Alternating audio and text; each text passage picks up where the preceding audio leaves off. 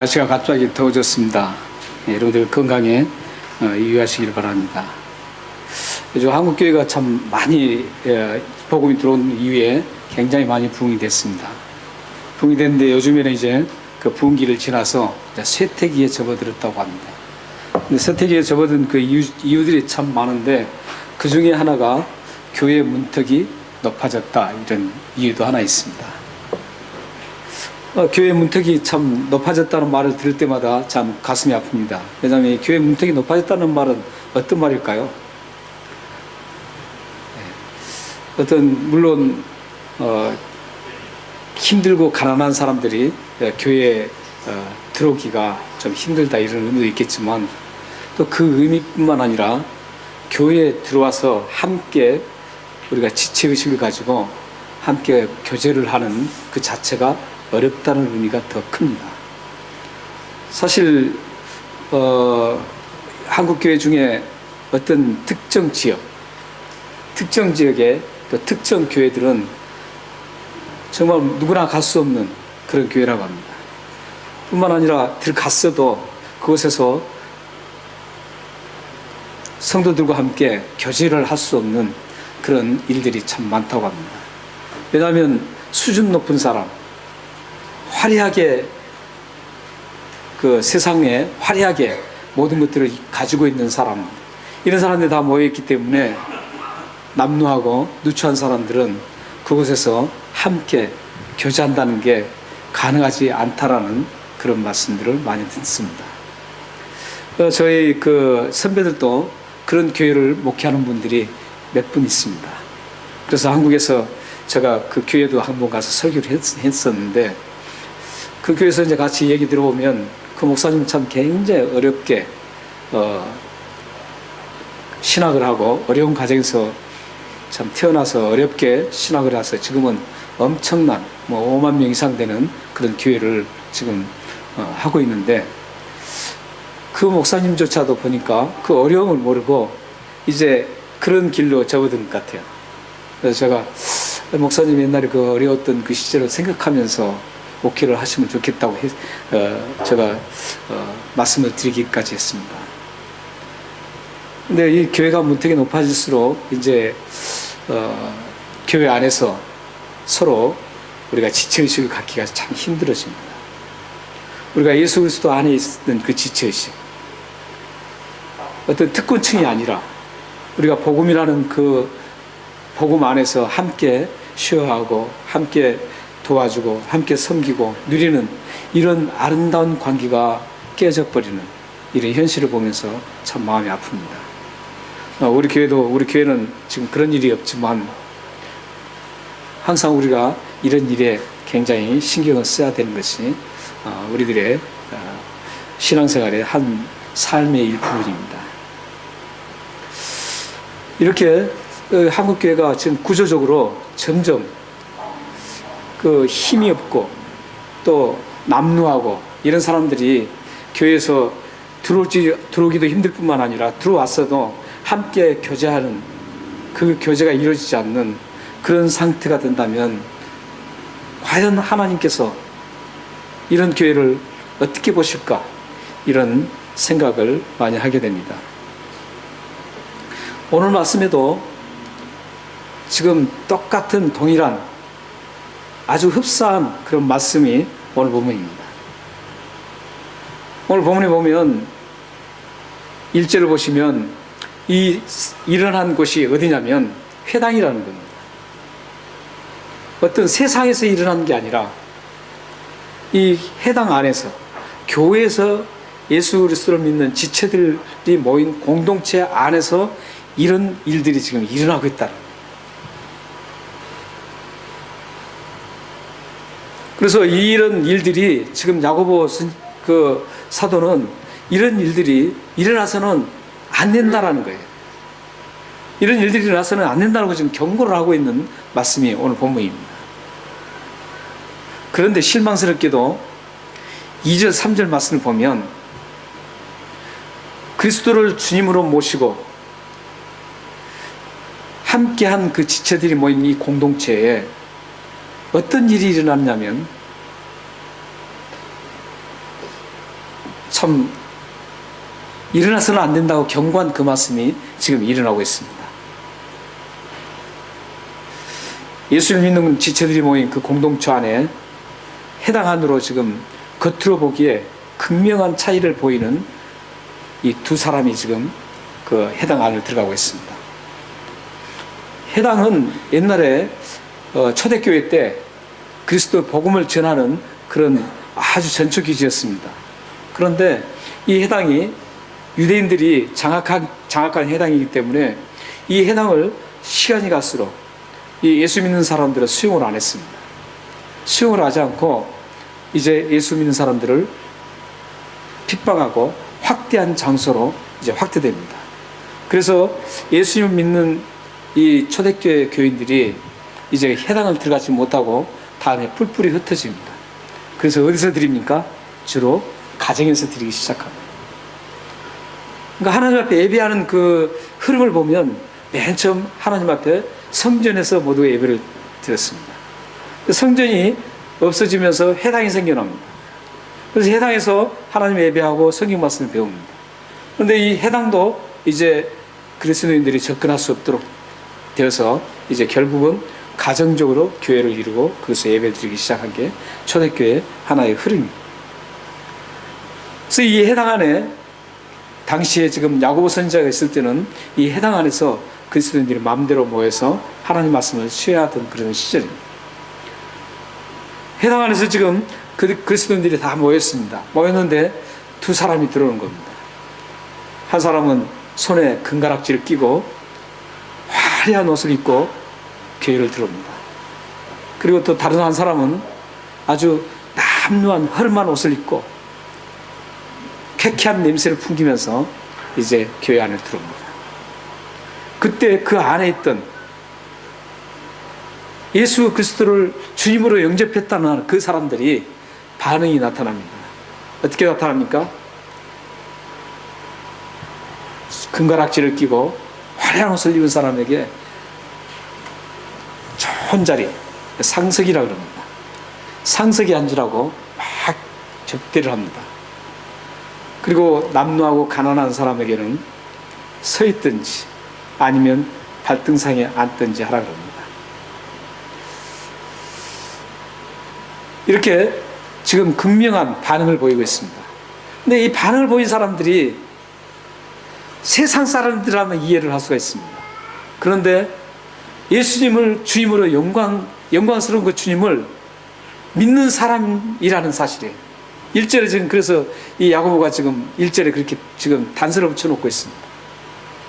1절에 보십시오. 1절에 보시면 내 형제들아 영광의 주 곧 우리 주 예수 그리스도에 대한 믿음을 너희가 가졌으니 사람을 차별하여 대하지 말라. 이렇게 합니다.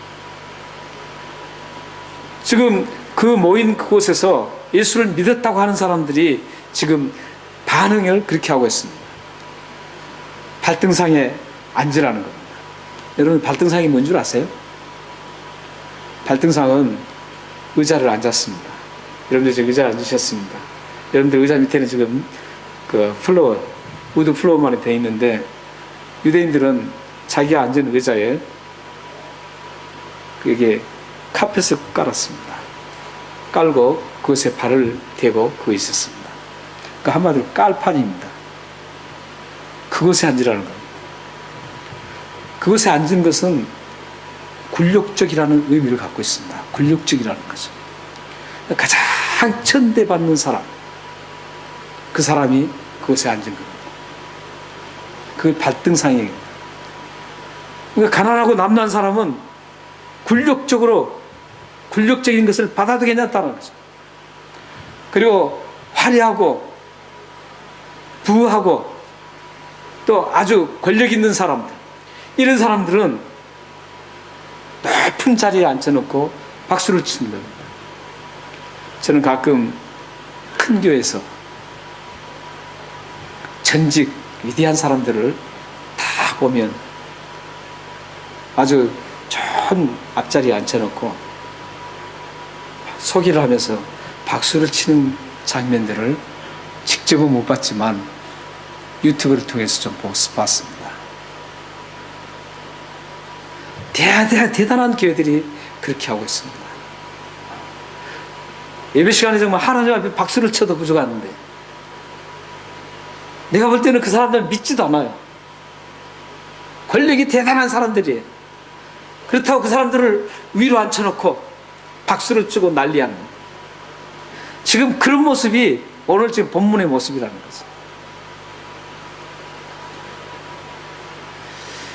사실 지금 반응이 화려하고 권세 있고 잘 나간 사람, 이 사람은 지금 후한 접대를 하고 받들어 존경을 하고 있습니다.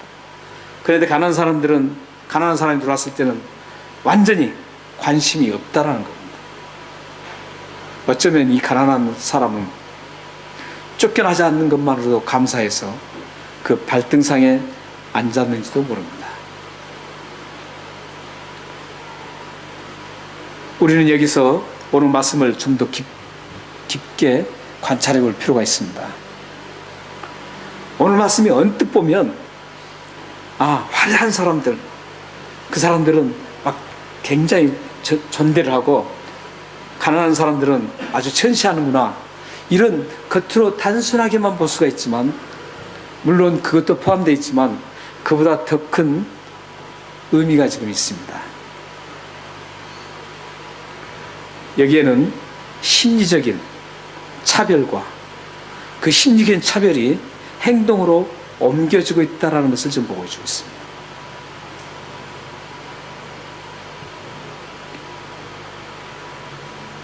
왜냐하면 이 사람들이 그냥 저 사람 그래, 저 사람 참 잘 보이니까 괜찮은 사람이다 하고 그냥 하는 게 아니라는 거죠.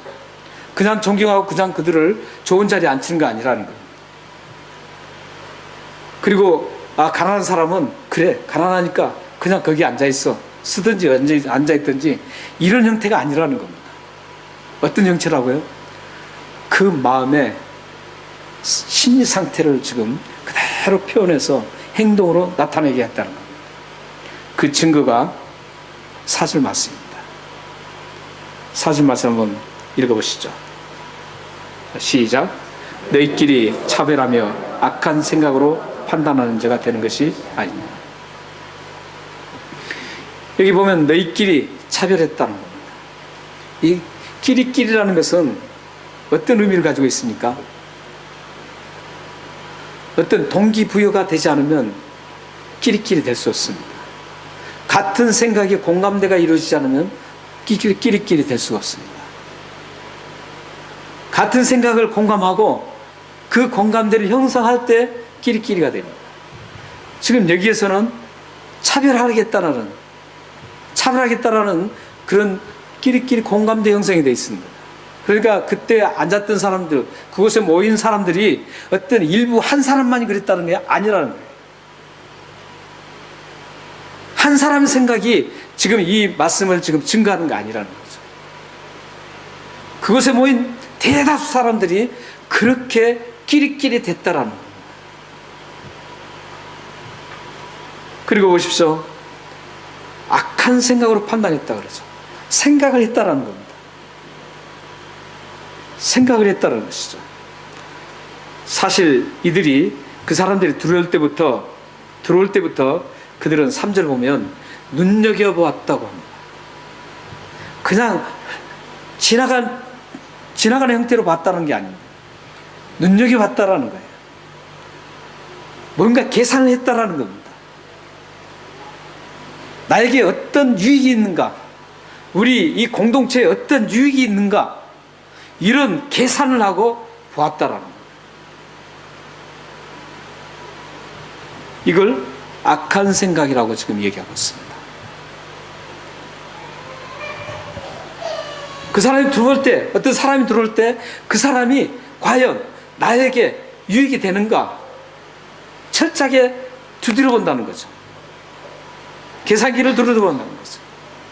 우리 공동체에 그 사람이 들어왔을 때 유익이 되는가 계산해 본다는 거죠.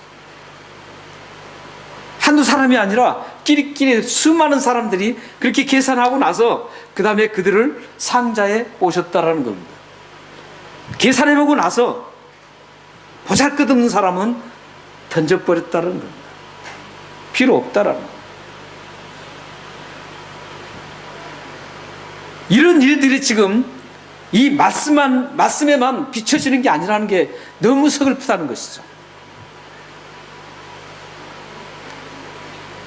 참 저는 우리 교회에 감사하는 게 우리 성도님들은 그런 분들이 없어서 참 감사해요. 누구나 다 들어와도 다 수용해 주시고 함께 교제하시고 이런 모습을 보면서 저는 참 감사합니다. 우리는 이런 교회가 잘 이런 모델 교회가 되어서 오늘 이 잘못된 모습을 지향하고 나가는 교회들을 우리들이 고쳐나가는 게 우리들 사명입니다.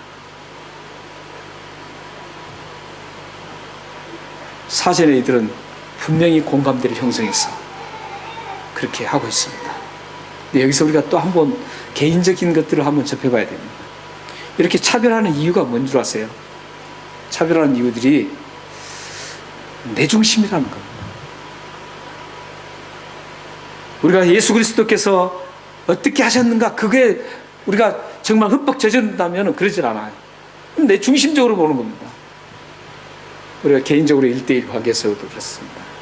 지체들 관계 속에서도 저 지체가 나에게 어떤 관계, 이익관계가 되느냐, 저 지체가 나에게 더 좋은 얘기로 한다면 신앙에 도움이 될까? 우리는 이게 굉장히 좋은 단어 같지만 성경에 비춰보면 굉장히 위험한 생각입니다. 내 신앙을 높이기 위해서 좋은 사람을 선택해서 그 사람과만 교제한다. 그건 절대 좋은 신앙이 될 수 없습니다. 뿐만 아니라 내 마음에 안 들어요. 앉는 사람은 철저하게 배제시킵니다. 그리고 공감대를 형성해서 끼리끼리 공감대를 형성합니다. 끼리끼리 공감대를 형성해서 마음에 안 드는 사람을 배척을 시킵니다. 이런 일들은 교회에서 하나님의 예수 그리스도의 십자가의 중심으로 죄를 용서받고 하나님의 백성이 되었던 하나님의 자녀가 된 사람들은 이런 일들을 해서는 안 된다라는 게 오늘 말씀입니다. 그래서 우리들은 정말 이런 부분에 신경 써야 합니다. 우리 교회적으로 들어오는 모든 분들에 대해서 어떤 죄인도 다 용납할 수 있어야 됩니다. 거짓, 가난하고 아무것도 없어도 손을 벌리는 사람인데라도 그 사람을 용납해서 우리가 도움을 주는 것이 바로 하나님이 세우신 교회입니다. 뿐만 아니라 여러분들 개인적으로도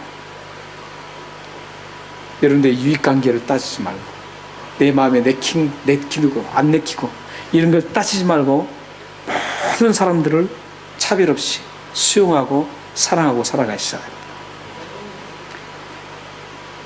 이게 우리의 그리스도입니다. 오늘 야고보 사도가 우리에게 전해주고자 하는 메시지입니다. 만약 여러분들의 삶에 마음에 들지 않는 사람을 차별하고 있다면 여러분들은 아직도 주님 앞에 기도 많이 하시고 사랑의 사람이 되기를 위해서 기도하셔야 됩니다. 이렇게 내 마음에 거슬린 사람을 대적하는 것이 아니라 내 안에 하나님의 사랑을, 내 안에 부어진 그 하나님의 사랑을 사랑으로 불쌍한 사람을 도와주고 또 내 마음에 들지 않는 사람일지라도 그를 위해서 기도하고 불쌍히 여기는 마음으로 사랑을 할 때 맺어지는 열매가 있습니다. 그 열매가 13절에 나오는 긍휼의 열매입니다. 지금 우리가 은혜의 열매를 맺자라는 그런 지금 주제로 지금 마지막 텀을 지금 하고 있습니다. 오늘 말씀은 1절부터 13절까지가 정책 결론이 긍휼의 열매를 맺으라는 겁니다.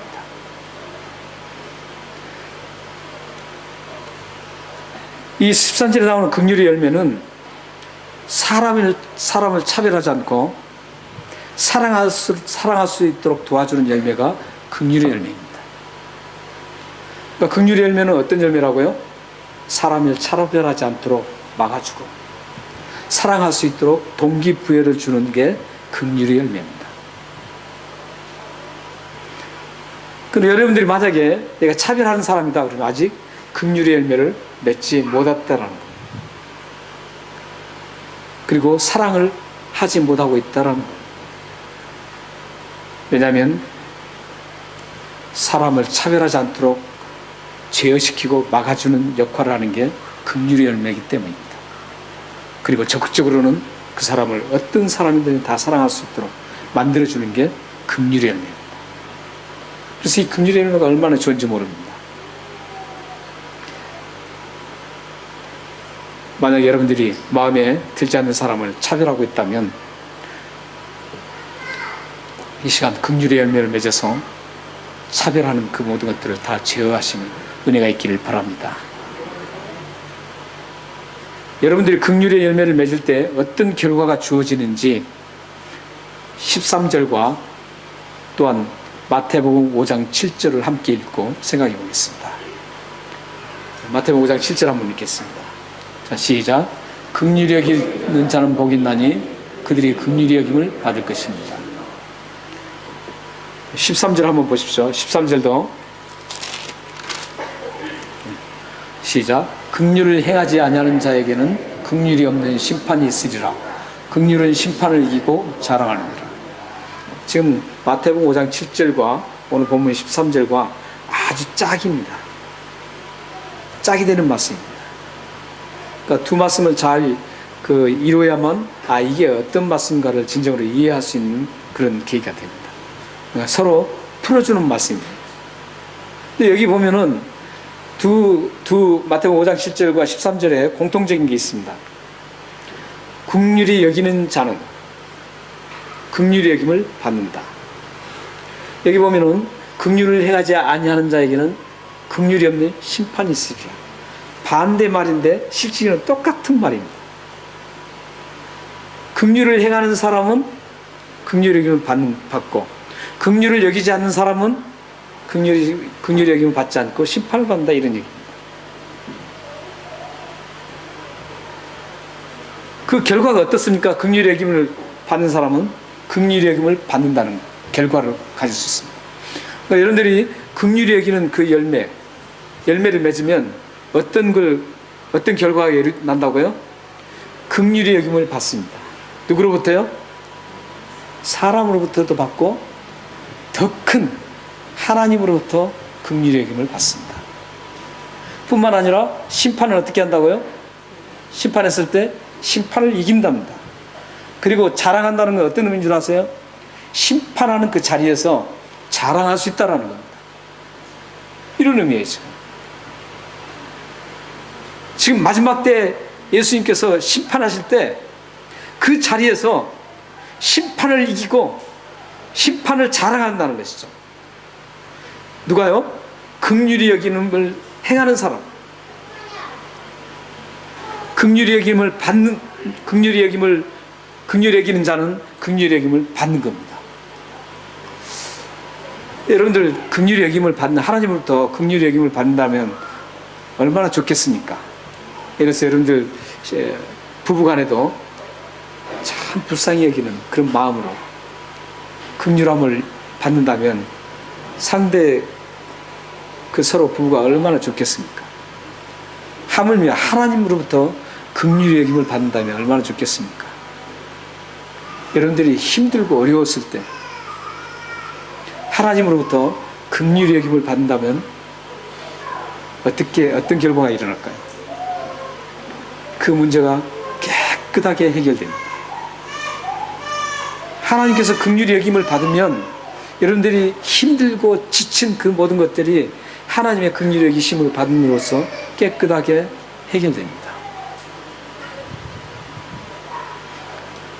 그렇기 때문에 여러분들 문제가 많이 있잖아요. 우리 살다 보면 문제가 다 있어요.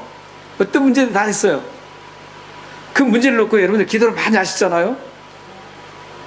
근데 그 기도가 응답이 잘 안 돼요. 왜 그런 줄 아세요? 뭔가 긍휼함이 없기 때문에 그렇습니다.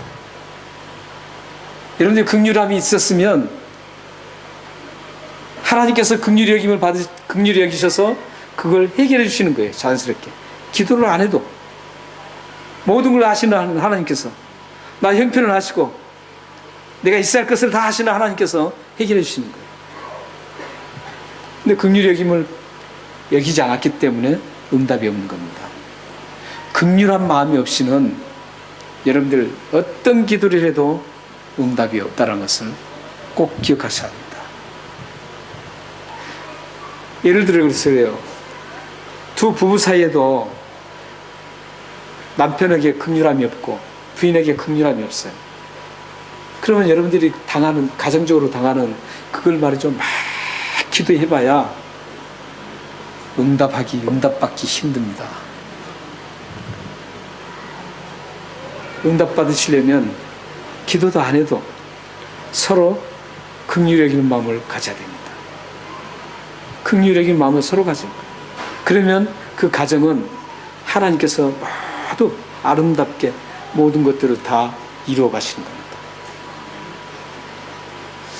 여기에 이제 긍휼이라는 단어가 어떤 단어냐면요, 창자라는 뜻입니다. 히브리인들은 이 긍휼한 마음이 이 창자에서 일어난다고 봤습니다. 근데 창자에서 어떤 마음이 일어나냐면 그 사람의 깊은 환경을 이해한 후에 정말 애처로운 마음을 가지고 그를 위해서 간절하게 좋은 감정을 가지게 만드는, 그래서 그 감정이 행동에까지 이루어져서 그를 정말로 사랑하는 그런 단계를 갖다가 얘기합니다. 그게 창자에서부터 일어난다는 거예요. 이 히브리인들의 사고입니다. 그러므로 이 긍휼이라는 것은 어떤 나에게 가장 거칠고 나를 가장 힘들게 한 사람일지라도 깊이 그 사람이 왜 그랬는지를 이해하는 겁니다. 그리고 이해하고 나서 그를 불쌍히 여기는 마음이 확 일어나서 그를 위해서 기도하고 그를 위해서 사랑하는 그 마음이 일어날 때 그게 바로 긍휼이라는 겁니다. 그래서 여러분들이 정말 뭔 문제가 있다, 그럼 그 문제를 해결하기 위해서는 그 마음을 먼저 가져야 됩니다. 이것은 예수님께서 또 말씀하신 거하고 똑같은 원리입니다. 형제에게 용서를 구하자고 와서 하나님 앞에 예배드려도 안 된다는 거.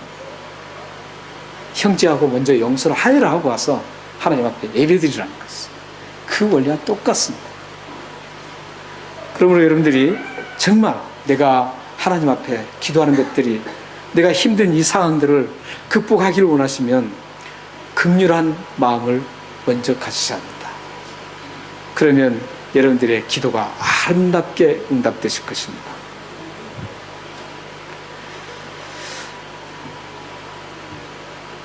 여기서 지금 사람들과 하나님께로부터 이 긍휼함의 축복을 받기 위한 조건이 또 있습니다. 그 조건이 13절과 마태복음 5장 7절 말씀에 있습니다. 먼저 긍휼의 사람이 되어야 한다는 겁니다. 긍휼을 베푸는 사람이 차별하지 않는 긍휼의 열매를 맺고 또한 하나님의 긍휼을 받게 됩니다. 사랑하는 성도 여러분, 여러분 모두가 어떤 일을 당해도 상대의 처지를 깊이 이해하고 차별하지 않고 사랑을 실천해서 긍휼의 열매를 맺으시기를 소망합니다.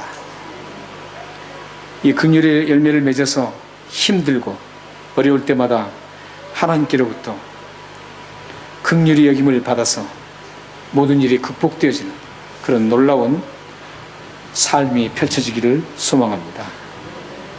그래서 날마다 여러분과 삶에 하나님께 감사하고 즐거워하는 그런 긍휼의 열매를 맺어가시기를 주님으로 축원합니다.